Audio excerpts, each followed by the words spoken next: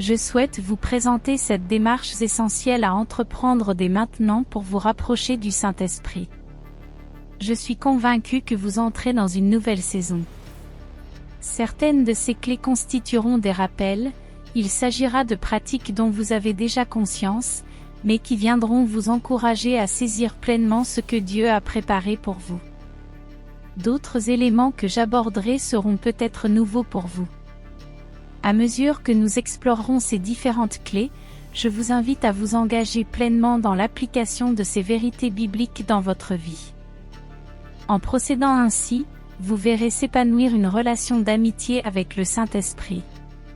Si vous êtes disposé à entreprendre cette démarche dès maintenant, inscrivez dans la section des commentaires « Rapproche-moi de toi ».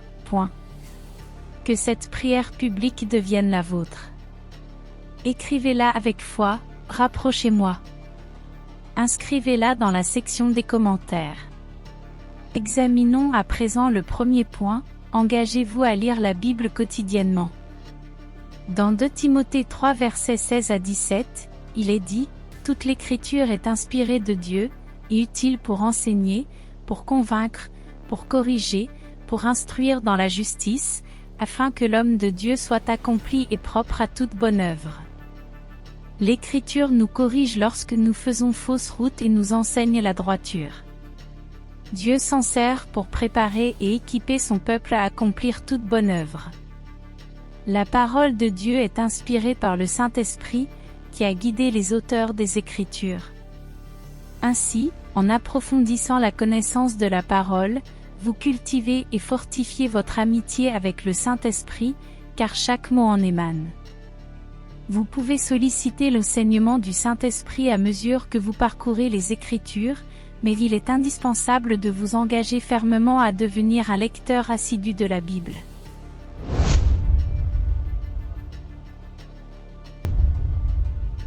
Peut-être est-ce déjà une habitude pour vous ou un devoir dont vous avez conscience, mais des obstacles ont pu se dresser sur votre chemin, rendant parfois votre engagement irrégulier. Il est crucial de pratiquer cette discipline spirituelle, car la parole de Dieu est le socle sur lequel nous bâtissons notre amitié avec le Saint-Esprit.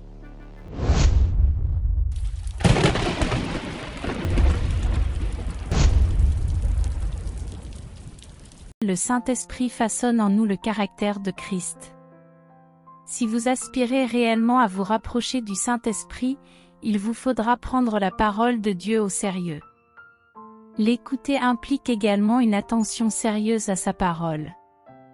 Bien sûr, cela n'est pas toujours aisé, de nombreuses distractions se présentent dans notre vie. La chair recherche constamment le divertissement et aspire toujours à quelque chose de nouveau ou de différent. Pour cette raison, nous devons apprendre à dire non à la chair et à concentrer notre esprit sur les choses de Dieu. Peut-être êtes-vous actuellement absorbé par une responsabilité ou un souci non pressant. Je vous invite donc à dire oui à l'esprit. Commencez dès aujourd'hui en prenant la décision dans votre cœur de recevoir ce qui est inspiré de Dieu, ce qui est imprégné de l'esprit. Il ne s'agit pas simplement de lire un verset quotidien. C'est une dévotion quotidienne qui implique de s'abandonner pleinement à la parole, non pas par un engagement superficiel, mais par un dévouement sincère qui apporte la profondeur nécessaire pour saisir véritablement la richesse de l'Écriture. Il s'agit de comprendre la Bible dans sa totalité, sans omettre de passage, sans se contenter de lire quelques versets par-ci, par-là, et de dire « Voici ce que cela signifie pour moi en ce moment ». Il s'agit plutôt d'approfondir les Écritures et de se demander « Que dit le Saint-Esprit à travers ce verset ?» Quelles étaient ses intentions lorsqu'il a inspiré des personnes à rédiger ces mots précis? C'est cette question que nous devons nous poser à chaque lecture de la parole. En procédant ainsi, nous nous en remettons davantage à ce que le Saint-Esprit a réellement communiqué, plutôt qu'à ce que nous aimerions entendre. Car il arrive que nous approchions la parole de Dieu avec des idées préconçues, des croyances que nous voulons valider, ou des enseignements que nous avons reçus, même ceux que l'on entend souvent répéter à l'Église. Souvent, nous tentons de calquer nos propres perspectives et cadres de pensée sur les Écritures, mais ce n'est pas l'approche que nous devrions adopter. Au contraire, nous devrions nous approcher des Écritures en nous demandant, que nous a communiqué le Saint-Esprit, et comment cela s'applique-t-il à ma vie aujourd'hui?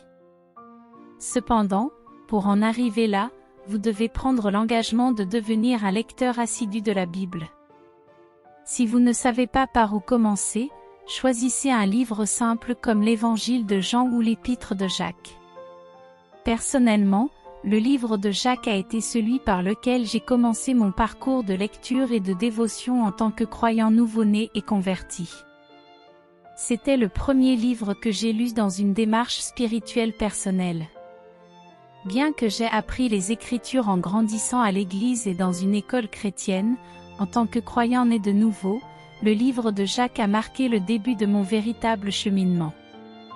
Dans le chapitre 1er, Jacques évoque cette promesse de sagesse pour quiconque demande la sagesse à Dieu.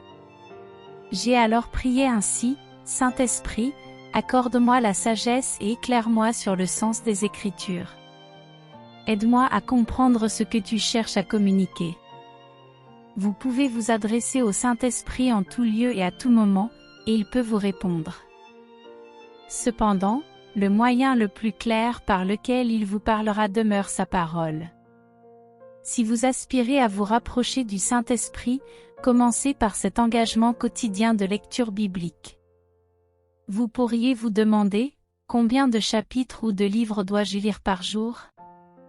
Laissez la lecture se poursuivre jusqu'à ce que le Saint-Esprit vous interpelle à travers les versets. Avec le temps, votre engagement pourra s'approfondir.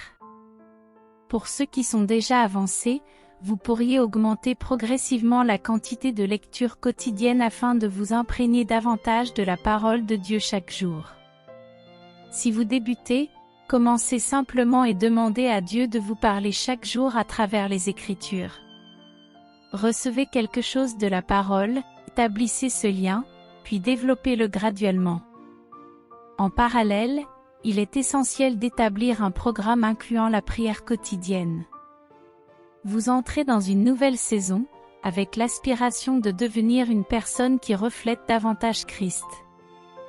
Je souhaite devenir plus sérieux dans ma marche avec le Seigneur et me rapprocher du Saint-Esprit.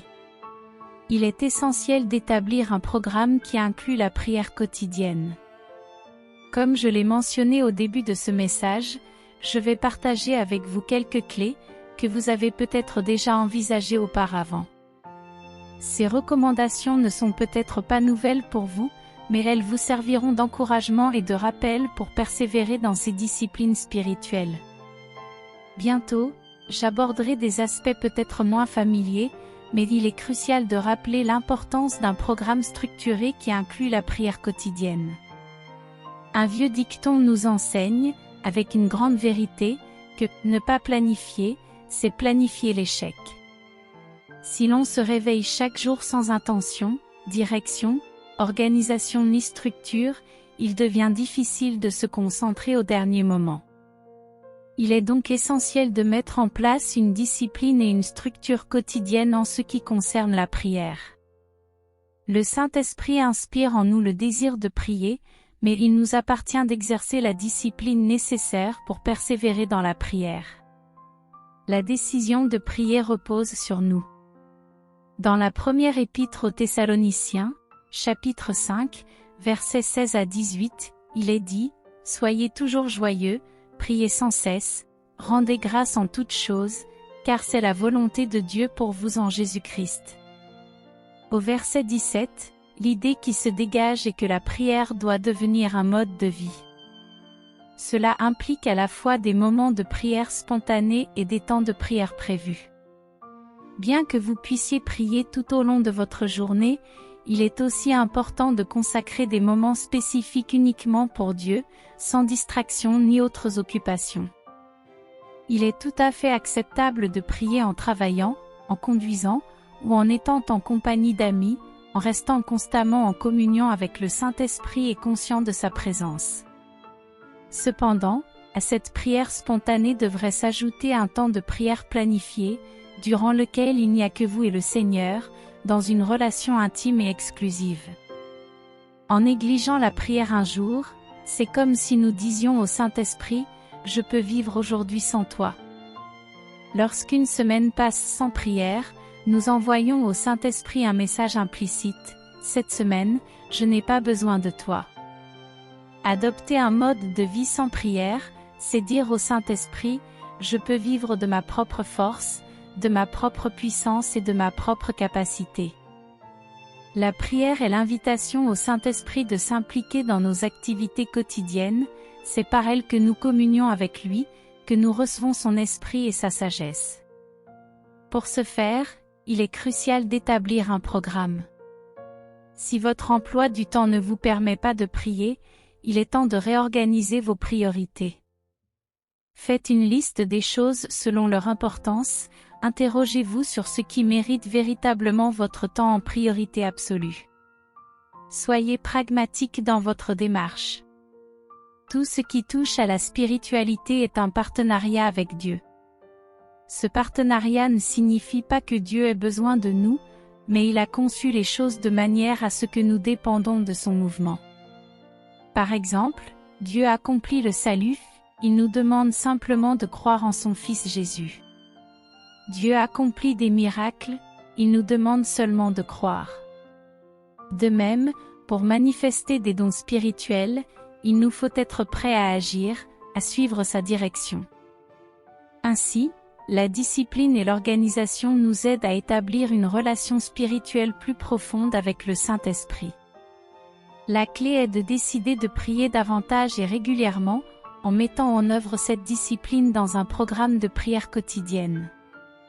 Prenez le temps d'organiser votre calendrier, de fixer des priorités, et de clarifier vos intentions. Dans le livre des Actes, on voit que même dans leur ministère, les disciples faisaient preuve de pragmatisme. Jésus lui-même consacrait des moments spécifiques à la prière. Il se retirait le matin ou le soir pour être seul avec Dieu. Le style de vie de Jésus témoigne de cette organisation pratique qui l'aidait à suivre fidèlement les disciplines spirituelles. Commencez par 2 choses simples, lisez la Bible chaque jour, et fixez un moment quotidien pour la prière. Cela, vous le savez sans doute, mais prenez ces mots comme un encouragement à persévérer dans ces disciplines pour la prochaine saison de votre vie. Enfin, peut-être de manière plus inattendue, apprenez à dire non. Proverbe 21 verset 5 dit, « Les projets de l'homme diligent mènent au profit, comme la précipitation mène à la pauvreté. » Vous pouvez choisir de vivre avec une organisation et une sagesse intentionnelle, ou avec précipitation et manque de discernement. En effet, si vous êtes constamment stressé, cela vient souvent du fait que vous assumez des responsabilités qui ne sont pas les vôtres.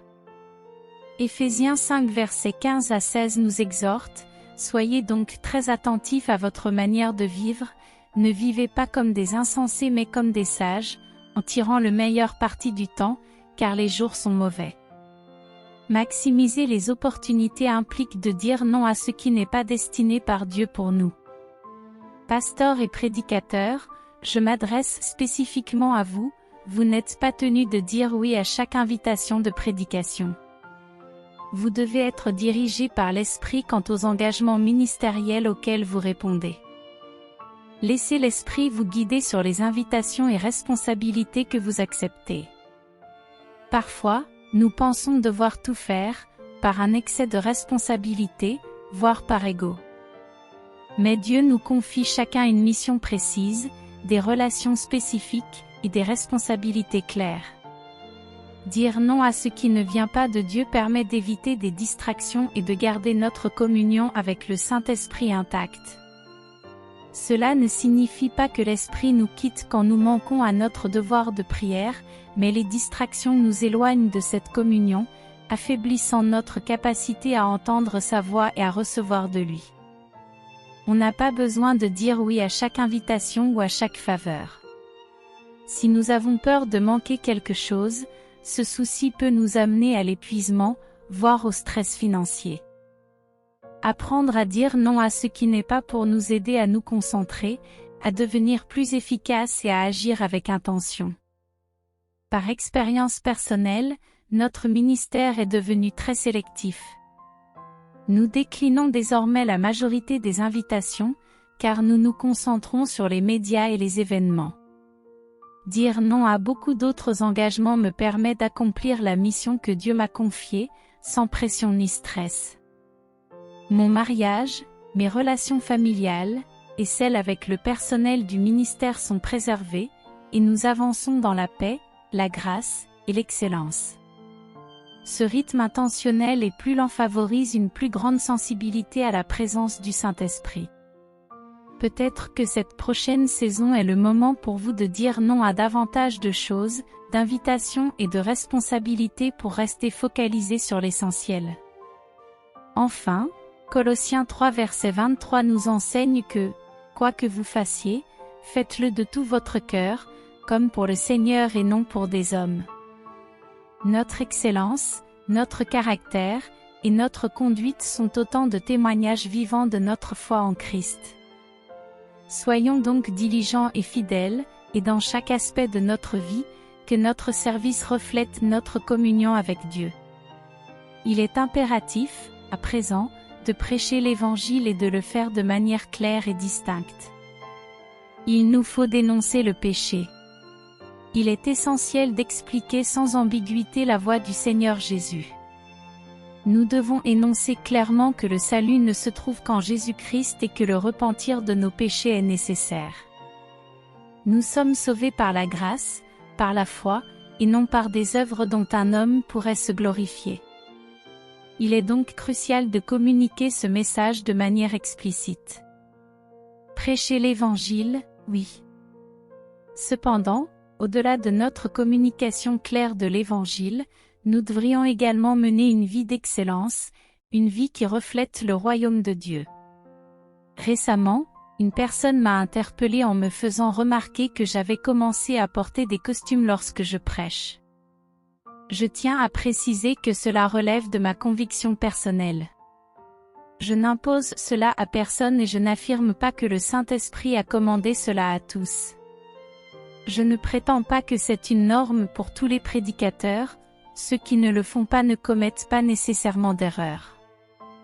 Tout ce que je peux affirmer, c'est que le Saint-Esprit a parlé pour moi et pour notre ministère. Il m'a questionné, pourquoi ne t'habilles-tu pas comme un ambassadeur de Christ? Pourquoi ne représentes-tu pas dignement l'endroit d'où tu viens? Après cela, j'ai répondu, d'accord, Saint-Esprit. En l'honneur de ce que cela représente, en l'honneur de notre mission et de ta parole, je vais m'habiller de manière appropriée. Pourquoi? Parce que nous représentons le roi et le royaume céleste. Ainsi, si vous me voyez sur l'estrade, sachez que c'est la raison de ma tenue. Encore une fois, je tiens à préciser que je ne dis pas que tous les prédicateurs doivent agir de la sorte.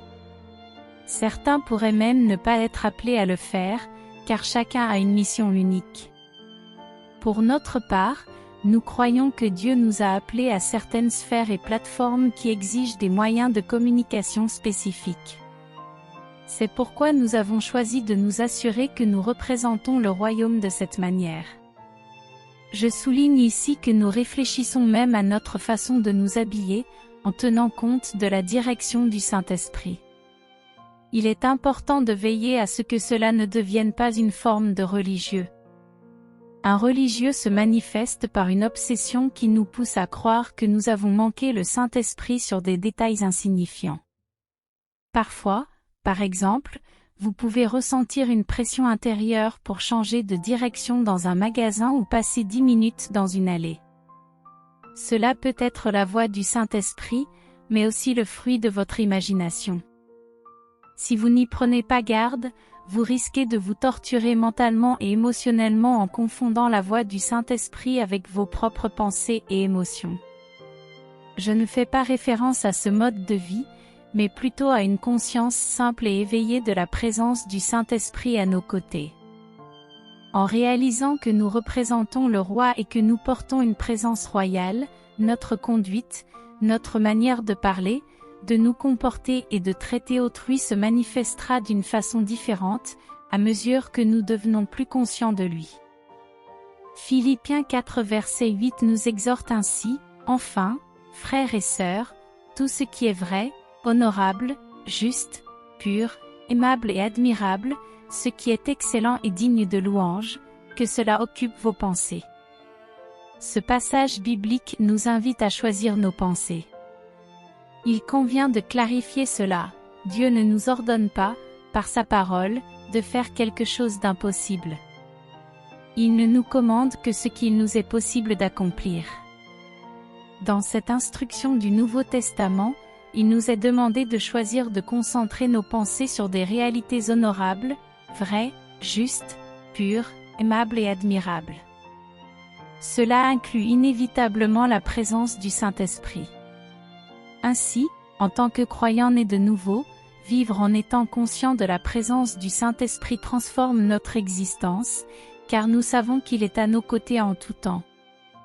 Lorsque nous prenons conscience de cette magnifique présence dans notre vie, notre manière de vivre commence à se transformer. Efforçons-nous donc de penser plus fréquemment au Saint-Esprit. Cela contribuera à cultiver notre amitié avec lui. À ce jour, nous nous engageons à lire la Bible quotidiennement, à établir un programme de prière quotidienne, à refuser les distractions inutiles, et à nous souvenir fréquemment du Saint-Esprit. Un point crucial consiste à répondre immédiatement lorsque le Saint-Esprit parle. C'est ce que nous appelons l'obéissance réactive. Référons-nous à Ésaïe 6 verset 8, « J'entendis la voix du Seigneur qui disait, Qui enverrai-je? Et qui ira pour nous? Et je dis, Me voici, envoie-moi. » Ici, nous constatons une réponse immédiate à la voix du Saint-Esprit, une obéissance réactive que nous devons nous efforcer d'adopter. Je tiens à souligner que ceux qui luttent contre des pensées intrusives doivent veiller à ne pas confondre ces pensées avec la voix du Saint-Esprit. Car si tel est le cas, tenter de répondre à ces pensées pourrait engendrer des conséquences désastreuses. Rappelons-nous que le Saint-Esprit ne pousse pas avec insistance. Bien qu'il puisse parfois s'exprimer de manière urgente, comme lorsque j'ai été averti de ne pas traverser une certaine intersection, il n'exerce généralement pas de pression. Ainsi, nous voyons qu'Isaïe a répondu instantanément à l'appel. Cela constitue une obéissance réactive. Combien de fois avons-nous entendu quelqu'un se vanter de sa sensibilité à la voix du Saint-Esprit en déclarant qu'il l'entend constamment, sans pour autant y prêter véritablement attention? Il est important de comprendre que la sensibilité à la voix du Saint-Esprit ne se résume pas seulement à la clarté ou à la fréquence de son écoute, mais également à la rapidité avec laquelle nous réagissons lorsqu'il nous parle. Pensez à cette analogie, si vous avez une dent sensible et que vous y touchez de la nourriture ou une brosse à dents, il y a une réaction immédiate. Pourquoi? Parce que la sensibilité entraîne une réactivité. De même, lorsque je suis sensible à la voix de l'Esprit, je réagis promptement. Lorsque l'Esprit parle, je me mets en mouvement, je change de cap et je réponds en obéissant. Nous devons cultiver cette habitude et nous efforcer de répondre dès que le Saint-Esprit s'exprime. L'obéissance réactive est donc ce que nous souhaitons encourager dans cette prochaine saison. En agissant ainsi, nous développerons une culture d'amitié avec le Saint-Esprit et nous commencerons à ressentir sa proximité. Nous serons davantage conscients de la présence qui demeure avec nous. Il ne nous abandonne pas à cause de nos erreurs, mais notre conscience de sa présence peut être affectée par notre niveau d'obéissance. En outre, permettons au Saint-Esprit d'œuvrer à travers nous pour aider autrui. Lorsque vous commencez à marcher sur cette voie, je fais référence au ministère et aux dons spirituels. Dans Jean 2, nous apprenons que l'onction du Saint-Esprit habite en nous, œuvrant pour notre sanctification. C'est le fruit de notre salut. Mais il existe aussi la puissance du Saint-Esprit sur nous, comme mentionné dans Actes 1 verset 8, qui est destinée au ministère. L'onction en vous est pour vous, l'onction sur vous et pour les autres. Considérons 1 Corinthiens 2 versets 4 à 5. Mon message et ma prédication ne reposaient pas sur des discours de sagesse ou de persuasion, mais sur une démonstration de puissance spirituelle, afin que votre foi repose non sur la sagesse des hommes, mais sur la puissance de Dieu. Ce passage témoigne de l'importance d'une démonstration de la puissance du Saint-Esprit accompagnant notre message. En permettant au Saint-Esprit de s'exprimer à travers nous dans des domaines tels que la prophétie, la guérison, le discernement ou le parler en langue, nous révélons la nature du ministère du Saint-Esprit. En commençant à lui permettre de manifester sa puissance, nous découvrons une facette de sa présence que nous n'avions pas saisie auparavant. Peut-être est-il temps de susciter les dons spirituels et de devenir un témoin plus audacieux pour la gloire de Dieu. En laissant la puissance circuler à travers nous pour aider les autres, nous découvrirons des aspects de la puissance, de la présence et de la nature du Saint-Esprit qui nous auraient échappé autrement. Enfin, je vous mets au défi de faire preuve de confiance quant à la présence du Saint-Esprit. Soyez bénis, Amen.